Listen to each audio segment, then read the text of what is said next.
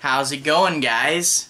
My name is Zach with the Movie Castle, and today we're going to be talking about Secret Admirer by R.L. Stine. I believe this is book number 36 in the Fear Street series, and it came out March 1996. And yeah, Fear Street. Thanks to these new Simon Pulse releases, after the popularity of the movies, a whole bunch of new Fear Street printings came out, and I've been deciding to give them a look, and I've been reading through a few of these. This is my third one, and yeah, they're all pretty good, and I really do like these, you know, quick little reads that I can quite easily knock one out a week, and I'll probably do that for a little bit. But let's talk about this book. A brief, non-spoilery look at the plot. We open up with Selena, who is a very popular girl. She's the best actress in Shadyside High, and she's very passionate about acting. And everybody says she's a shoo-in for the part of Juliet in the school's new performance of Romeo and Juliet. So hopefully big play for her coming up. However, she starts receiving threatening letters from her #1 fan, telling her to quit the play and to leave acting, and the two of them will be together forever. So it's a mysterious stalker book. The stalker is known as the Sun, and around his crime scenes, he'll leave little stickers of a little cartoon sun. He's doing this sun motif because Selena's name literally translates to moon. So Selena's the moon and he's the sun. They're opposites of each other. Anyway, it of course leads to a bunch of paranoia leading up to the play. Who can she tell? Who can she trust? And sadly, it takes her a while to tell an authority figure. You see this a lot in stories, but sadly also a lot in real life. If something's crazy happening, it just tells someone. But again, sadly, whenever she does tell an authority figure, they tend to say it's jokes and anything serious is just a coincidence, so she gets blown off, and in turn, she's on her own to solve this mystery and hopefully save her own life as things get more and more threatening. But also, she's worried because this isn't just a high school play. This really means something to her because there's going to be a talent scout in the audience that could get her a scholarship. Selena's family, she has a single mother and she lives on Fear Street, the worst part in the city. They're not doing too great financially, and this is like her only chance to go to college. So whether she gets out of Shadyside and makes it big, or becomes forgotten, literally hinges on this one high school play. But who is this stalker trying to mess up her life? We have a few characters. Prime suspect #1 is obviously going to be Danny, her ex-boyfriend, who is taken to doing extreme things to get her attention, and she really doesn't like it. Is it him? Has he gone too far to win her back? We also get Eddie. Eddie is a college kid who is helping out with the play as an internship, but he's a young college kid, and Selena's a high school senior, so there's only 2 years difference between the two characters' ages, and Selena finds him absolutely dreamy. Now, the thing though with Eddie is Eddie will remember stuff about Selena. It'll be something she thinks Eddie would absolutely not know, and then he'll bring it up in casual conversation. He says he just has a good memory. And I do like this is true in real life. If you have too good of a memory, you can freak people out. And Selena doesn't know if that's real, or maybe he is the stalker. How does he know all this stuff about her? In the cast of characters, we also have Selena's 2 childhood best friends, the people she grew up with. We have Jake, who has grown distant from her recently. He's starting to close off. There is something going on in his life that is upsetting him, and he's developed a tendency to say semi-disturbing things and then just walk away and not explain himself. Someone should teach him a lesson. Bye.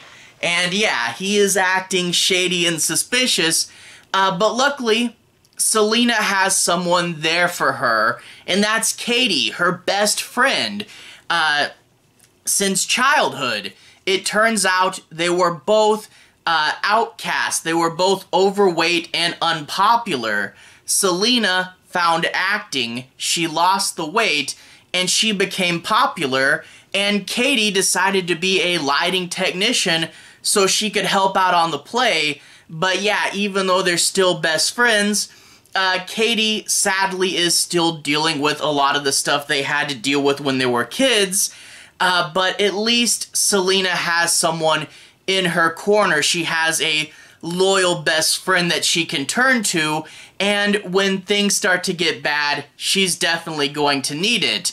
But yeah, the notes and the things, they start off from like a bouquet of dead roses, and then accident will happen that everyone says is an accident, but there's a little sun sticker, and eventually towards the end of the book, things will of course get downright dangerous, and the people's lives will eventually get at stake. So overall, yeah, a mystery book. I really do like this element of horror, where horror can really be any genre, and all you have to do is throw in the caveat, but it's scary. Horror sci-fi? Sci-fi, but it's scary. Horror mystery? Mystery, but it's scary. And this mystery does have that sort of stalker, true crime trope that I know a lot of people are really into. Personally, I like horror when it's just downright chilling and disturbing, and I like the more fantastical stuff. So this wasn't the thing I was biggest into, but I could totally see people who are into that more true crime story really liking this story a lot better. But I do want to say, this is the third Fear Street book that I read, and number one, well, the first one I read was The Runaway, and that one was a sci-fi superpowered horror book. And then I read book number one, The New Girl, where someone comes to Shadyside, and the mystery, it's another mystery book but very different, where the mystery is this person I just met a ghost or not? That's a fun concept. But this one, being more a straight-up stalker mystery, I do really like that, you know, I've read 3 Fear Street books, and they've all been really different. You can see the tropes. There's lots of Fear Street tropes, you know, high school, and I'm dating that person, and that person hates me, and I have a secret crush on this person.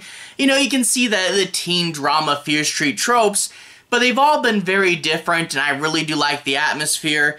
And like I've said before, I really do like that these are short, and they feel almost more like, you know, like a lot of books try to go for that movie feel, but Fear Street is more like an hour-long episode of an anthology TV show or something, and I do like that I've been able to pick these up and read them, and I've been able to do one a week for the past 3 weeks. You know, I do like that short, not huge commitment, go in, have a fun story, and pop out. You know, it's pretty cool, and plus, I feel like I may have rotted my brain a little bit watching too many bad horror movies, and, you know, a nice, easy step to get more back into reading and repair my my brain a little bit, get it stronger again. So I really have fun with these. One thing I do want to say, I won't spoil it, but did you guys guess who it was? I managed to guess relatively early on, but I know I've heard some people talk about this book. They said they never guessed who it was until the very end, and it was this huge surprise when it was revealed. And I'd be curious to know in the comments, did you guys guess it, and if so, how quickly? I guessed it pretty early on, but the thing is, even when you're knowing, you don't know 100%, but it was still interesting. Sometimes mysteries, when you get them too early, they get boring because you know where they're going. But it sort of adds in this thing where it's like, Selena doesn't know this person's the killer, and how will the killer react when this happens, you know? So you do get to see sort of this, you know, dramatic tension, even if you do figure it out, which I really do like. And again, I won't say who it is, but when the son is revealed, it's an interesting motivation that is pretty darn solid, you know, albeit crazy stalker logic. But I do like who the son is and why they're doing it, and I thought it led to a pretty satisfying ending of the book, you know, and there are plenty of twists and turns along the way. There is kind of mystery trope stuff, you know, where when you're writing a mystery, you don't want people to know who it is, so you'll get lots of false leads, you know, something that seems super definite that it's got to be this one person, but then you'll find out it has a totally rational explanation. And then you'll also get where you might suspect one person too much, and then another person will do something super shady, and you're like, maybe it's that person. So there is some mystery tropes in here, but overall, even though I figured it out, I definitely say they did enough where I could totally see a lot of people not, and keeping that ball up in the air as to who it could be. And also, even though this is short, a bunch of stuff does happen without it feeling really rushed. A bunch of different things the son can do, and you actually, because you're talking about the play starting all the way at casting and moving up until right before the play's released, the book actually does cover a long span of time, and you really actually feel it, and you feel like this is taking place over the course of weeks and weeks, maybe even as much as 2 months, and you do feel that time, so a lot happens without it feeling rushed. I will say it ends a little bit abruptly because they want to end on this funny one-liner, and I was like, I really could have used one more chapter just as an epilogue to wrap things up, even if it was only a couple pages. I wish we had that. It's still fine though, but it's basically like, mystery solved, we're done here, throw in a quip and cue in credits, you know? So there is that, but overall I did like this book. Like I said, I'm more of a fan of the downright creepy R.L. Stine, but you know, hey, we're going to go in, do a mystery story, do something a little different. I did think that was fun. I think after this, I do have that new binding of Fear Street: The Beginning, which has the first 4 books in it. So I think after this, I'm going to move on to book 2, The Surprise Party. Really looking forward to that one, and I'll be trying to get these things to come out pretty regularly. I want to read through all the new Simon Pulse books because, yeah, I really am curious about this series, and I am glad they're putting out all these new printings so that I have the chance to do that. So, yeah, cool to see that. Anyway, to everyone who's watched so far, thank you for watching. To everyone who's liked and subscribed, thank you. You really are helping the channel out. I'm going to put a playlist down here. This should be my R.L. Stine playlist. At the moment, I believe it has 2 Fear Street reviews in it, Runaway and The New Girl. I also have a review for the Fear Street movies, which granted I did those before I read the series, so there is that. But also, I have a review for R.L. Stine's new comic book anthology. The first story in there, Stuff of Nightmares, The Monster Maker. A really good sort of ode to Frankenstein and Reanimator. So, Stuff of Nightmares, that was pretty cool. So if you want to see me talk about more R.L. Stine, a playlist should pop up here. Anyway, have a good day. I'll see you guys again very, very soon. Stine playlist on the bottom. Have a good day now.